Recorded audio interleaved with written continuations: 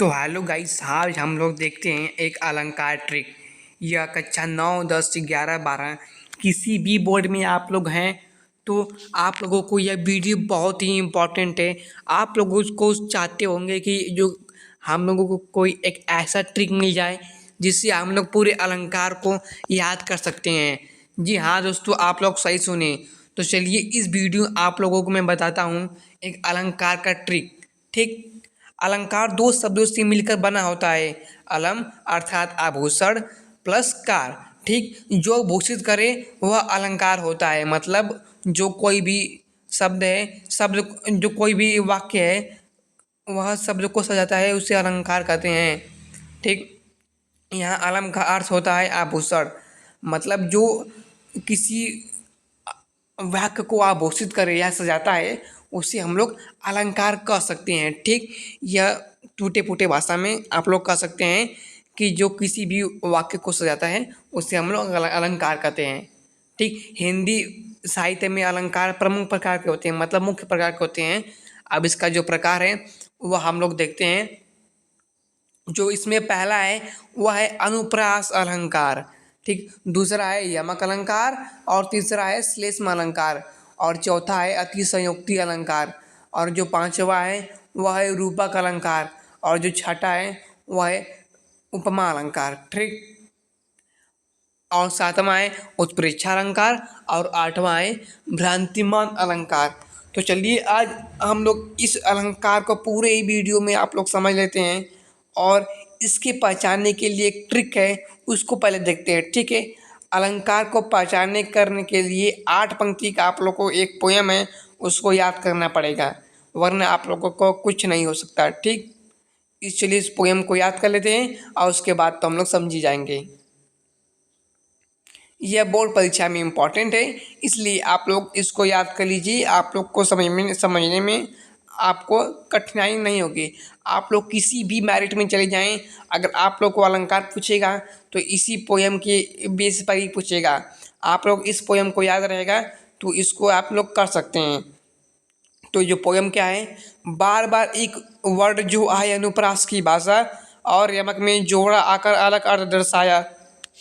इसको हम थोड़ा पोयम की तरह पढ़ता हूँ। बार बार जो एक वर्ड आए अनुप्रास की भाषा और यमक में जोड़ा आकर अलग अर्थ दर्शाता। बार बार जो एक वर्ड आए अनुप्रास की भाषा और यमक में जोड़ा आकर अलग अर्थ दर्शाया और श्लेष्म में सब एक शब्द के अर्थ के अनेकों भाई अतिशयोक्ति में बढ़ा चढ़ा कर छोटी बात बताई और श्लेष्म में एक शब्द के अर्थ के अनेकों भाई अतिशयोक्ति में बढ़ा चढ़ा कर छोटी बात बताई। रूपक चरण कमल एक रूप मानकर रूपक की परिभाषा सासी समसरिस मान लो उपमा जी की आशा। चरण कमल एक रूप मानकर रूपक की परिभाषा सासी समसरिस मान लो रूपक की परिभाषा। उत्प्रेक्षा संकेत समझ लो मनु मानो जनु जानो दो चीजों में भ्रम पैदा हो भ्रांति मान पहचानो।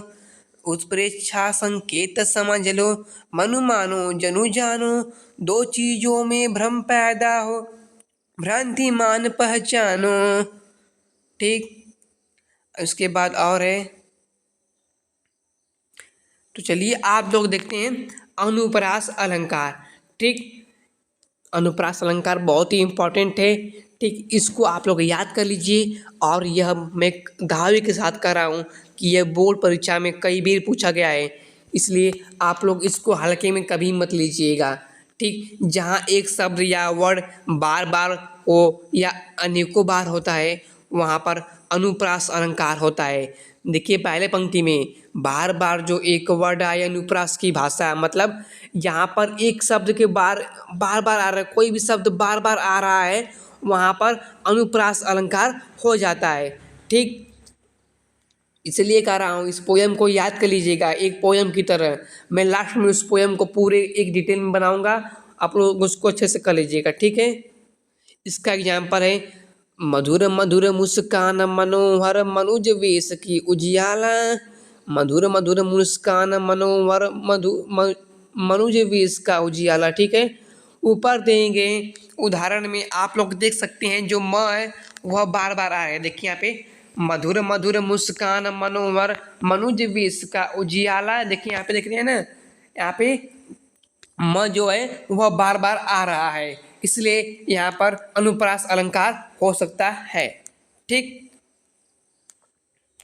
यहाँ पे देखिए म वर्ड है वो हमेशा आवृत्ति हो रही है, अर्थात म वर्ड बार बार आ रहा है, इसलिए यहाँ पर अनुप्रास अलंकार हो जा रहा है। इसके बाद है चारु चंद की चंचल किरणें। ठीक, यहाँ पे देखिए यहाँ पे चारु चंद की चंचल किरणें में आप लोग देख सकते हैं यहाँ पे जो च वर्ड है वह बार बार आवृत्ति हो रहा है। थोड़ा सा मैं मार्कर का जो पेन है उसको थोड़ा बदलूंगा, थोड़ा डिजाइन में करूंगा। देखिए यहाँ पे चारु चांद की चंचल किरणें। ठीक है, यहाँ पे देख सकते हैं यहाँ पे जो च वर्ड है वह हमेशा बार बार आ रहा है, इसलिए यहाँ पे अनुप्रास अलंकार हो जा रहा है। इसके बाद देखते हैं हम लोग अगला अलंकार है। थोड़ा सा जल्दी करते हैं, थोड़ा वीडियो जल्दी खत्म होगा, नहीं तो थोड़ा टाइम लेट हो जाएगा। ठीक है, ये भी इम्पोर्टेंट है बोर्ड परीक्षा के लिए। ठीक, इस पैसेज को याद कर लीजिएगा, चारों चंद की चंचल किरणें। ठीक है, इसके बाद है यमक अलंकार। ठीक, यमक अलंकार एक शब्द फिरे फिरे परे जहाँ अनेकों बार अर्थ में अर्थ और ही और हो सो यमक अलंकार। ठीक है, ये तुमको हमको भी नहीं समझ में आ रहा है। ठीक है, इसके बाद जो डिफिनीसन है वो अच्छा डिफिनीसन है, इसको आप लोग मत याद कीजिएगा, और इसकी जो बाढ़ का डिफिनीसन है उसको याद कर लीजिएगा। ठीक, इसको कोई समझाने लायक बीच में कुछ है नहीं। ठीक है, चलिए यहाँ पे बता रहा है कि कोई भी एक शब्द है वह अनेकों बार आता है, वहाँ पर यमक अलंकार होता है, इसको याद कर लीजिए, इसका डिफिनीसन सटीक है। ठीक है, जहाँ एक शब्द दो बार आए और दोनों बार जो अर्थ है वह अलग अलग होता है, वहाँ पर यमक अलंकार होता है। ठीक है, मतलब कोई भी एक शब्द आए उसका जो अर्थ है वह पंक्ति में दो बार आता है, लेकिन उसका जो अर्थ है वह अलग अलग होता है, तो वहाँ पर यमक अलंकार होता है। ठीक है, इसका एग्जाम्पल देखते हैं। कनक कनक ते सौगुनी मदाकता अधिकाय, या खाए बहुरात नर या पाए बहुराय। ठीक है, मतलब कनक कनक ते सौगुनी मदकता अधिकाय, या खाए बहुरात नर या पाए बहुराय। यहाँ पे देखिए एक कनक का अर्थ होता है सोना और एक कनक का अर्थ है धतूरा। ठीक है, आप कोई भी सोना पा जाएगा तो बौरा ही जाएगा। ठीक है, और कोई भी धतूरा पाया जाएगा तो वहाँ पे वह तो बौरा जाएगा, खाए के ही बौरा जाएगा। ठीक है, इसलिए यहाँ पे कह रहा है ना, या पाए बौरा है, मतलब कोई भी पा कर बौरा जाता है और यह कोई भी खा कर बौरा जाता है, मतलब खाने वाला एक धतूरा आता है और एक सोने वाला धतूरा होता है। ठीक, धतूरा का उसके बाद एग्जाम्पल है काली घटा का घमंड घटा। ठीक है, ऊपर दिए गए वाक्य में जो घटा है वह दो बार प्रयोग किया गया है। ठीक है, जो पहला घटा है वह बादलों का काला रंग, मतलब काले सावला। ठीक है, वह उसके काला होता है, और एक का जो घटा है उसका अर्थ होता है बादल का कम होना, मतलब कम होना, किसी चीज का कम हो जाना, वहाँ पे घटा हो सकता है। ठीक है, और तीसरा है श्लेष्म अलंकार। श्लेष्म का अर्थ होता है चिपका हुआ या मिला हुआ, यानी जब किसी शब्द का प्रयोग एक बार हो लेकिन उसका अर्थ कई निकले, वहाँ पर श्लेष्म अलंकार होता है। ठीक है, श्लेष्म अलंकार के अनेकों भाई याद करो पैसेज को। ठीक है, मतलब एक ही शब्द रहेगा लेकिन उसका जो अर्थ है वो अनेकों, मतलब कोई भी शब्द का मतलब यहाँ पानी है उसका जो पर्यायवाची हो सकता है वहाँ पे जल हो सकता है, इसीलिए ऐसा ऐसा ही है। ठीक, इसका एग्जाम्पल है चरण धरत चिंता करत चितहु चारों ओर, सुबरन को खोजत फिरे कवि व्यभिचारी चोर। ठीक है, चरण धरत चिंता करत चितवर चारू ओर, सुबरन को खोजत फिरे कवि व्यभिचारी चोर। मतलब देखिए यहाँ पे सुबरन का, यहाँ पे देखिए ना, सुबरन है वह तो एक ही वर्ड आया, लेकिन इसका जो अर्थ है वह भिन्न भिन्न होगा और भी परिस्थितियों के हिसाब से। देखिए, कवि के संदर्भ में सुब्रन एक अच्छा व्यक्ति है, ठीक है। मतलब कोई सुब्रन है वह एक अच्छा व्यक्ति है, और व्यभिचारी के संदर्भ में मतलब व्यभिचारी की मन में एक सुंदर वर है, ठीक है। और चोर के संदर्भ में एक सोना है, मतलब कोई भी चोर है उसके संदर्भ में वह सोना, ठीक है। सुब्रन, सुब्रन माने सोना, ठीक है। इसका एग्जाम्पल दूसरा है, रही मन पानी राखिए बिन पानी सब सून, मो पानी गहे न उबरे मोती मानुष चून। मतलब रहीमन पानी राखिए बिन पानी सब सून, पानी गए ना उबरे मोती मानुष चून, ठीक है। पानी जो शब्द है वह तीन में लिए गए। मोती के संदर्भ में पानी का अर्थ होता है चमकना, और मनुष्य के संदर्भ में जो पानी का अर्थ है इज्जत, और चून के संदर्भ में जो पानी का अर्थ होता है वह साधारण जल होता है, ठीक। इसको एक बार आप लोग अच्छे से देख लीजिएगा। अब अतिशयोक्ति अलंकार, ठीक। अतिशयोक्ति अलंकार को हम लोग दो भागों में बांट सकते हैं।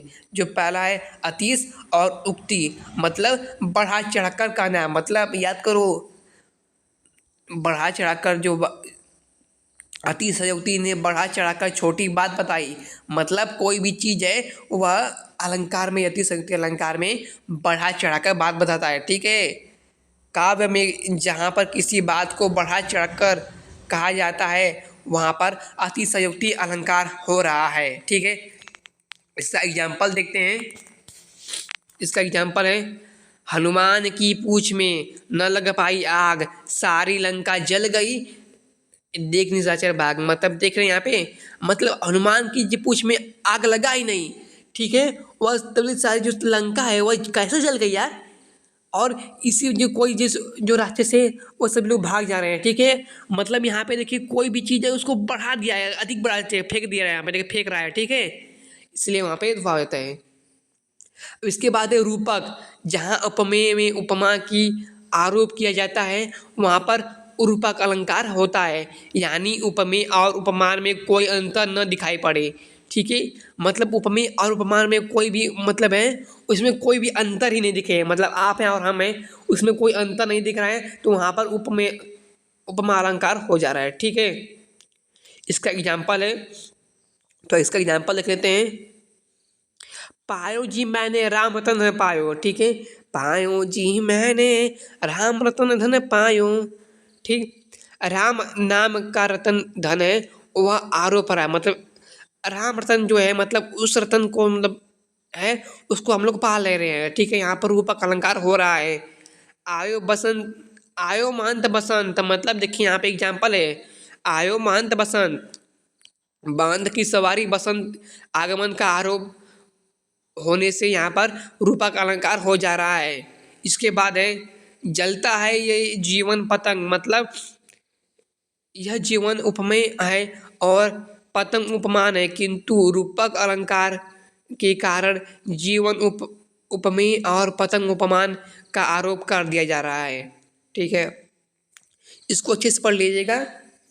अब इसके बाद है उपमा अलंकार, ठीक। उपमा अलंकार क्या कहता है, वाक्य में जब किसी प्रसिद्ध व्यक्ति या वस्तु की समानता, यहाँ पे समानता दूसरे वस्तु या गुण, दूसरे समान वस्तु व्यक्ति या गुण वाले वस्तु के साथ की जाती है वहाँ पर उपमा अलंकार होता है। मतलब किसी भी व्यक्ति या वस्तु का जो तुलना है वह अगले किसी समान व्यक्ति या वस्तु के साथ की जाती है, वहाँ पर उपमा अलंकार हो जाता है, ठीक है।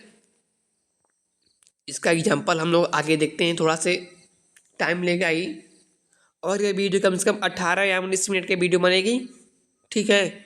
तो चलिए इसके बाद है, इसका एग्जाम्पल है, सागर सा गंभीर हृदय हो गिरी सा ऊंचा जिसका मन, ठीक है।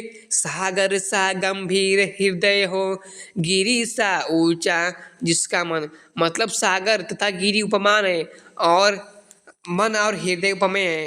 वाचक गंभीर और ऊंचा साधारण धर्म है, ठीक है। मतलब देखिए गंभीर और ऊंचा एक साधारण धर्म होता है, ठीक है। नीला गगन शांत हृदय रो रहा था, मतलब नीला गगन सा शांत हृदय था रो रहा, मतलब नीला गगन के समान जो शांत हृदय है मेरा वह रो रहा है। ठीक। यह पीपर पात सरिस मन डोला, राधा राधा बदन चंद्र सो सुंदर, मतलब यहाँ पे नीचे दिया है राधा बदन चंद्र सो सुंदर, मतलब जो राधा जी का राधिका जी का जो बदन है वह चांद के समान सुंदर हो रहा है। ठीक है। इसके बाद है उत्प्रेक्षा अलंकार। यदि किसी पंक्ति में मनु मानो जनु जानो मन हो निश्चय इव आदि वाक्य जो इसमें से कोई भी वर्ड आ जाए वहाँ पे उत्प्रेक्षा अलंकार होता है। यही सब वाचक शब्द है, इसको समझ लीजिए। मनु मानो जनु जानो मनऊ जनऊ निश्चय इव, इसमें से कोई भी वर्ड कहीं भी आपको दिख जाए तो आप लोग आंख मूंद के वहाँ पे उत्प्रेक्षा अलंकार लगा देंगे। ठीक। इसको आप लोग बहुत ही हल्के मत लीजिएगा। इसका एग्जाम्पल है सोवत ओढ़े पीठ पट श्याम सलोने गात मनहो नीलमणि सहल पर अपत आपत परयो प्रभात। ठीक है। इसका एग्जाम्पल है, इसको एग्जाम्पल आप लोग याद कर लीजिएगा। ये भी एग्जाम्पल ये मोस्ट इम्पॉर्टेंट है, ये बोर्ड परीक्षा में और कहीं भी में मतलब कहीं भी तैयारी करने जाए वहाँ पर पूछता है। इसके बाद है आखिरी है भ्रांतिमान अलंकार।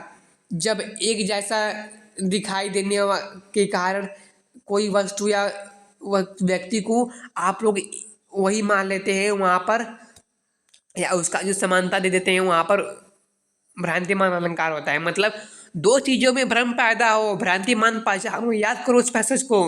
ठीक है।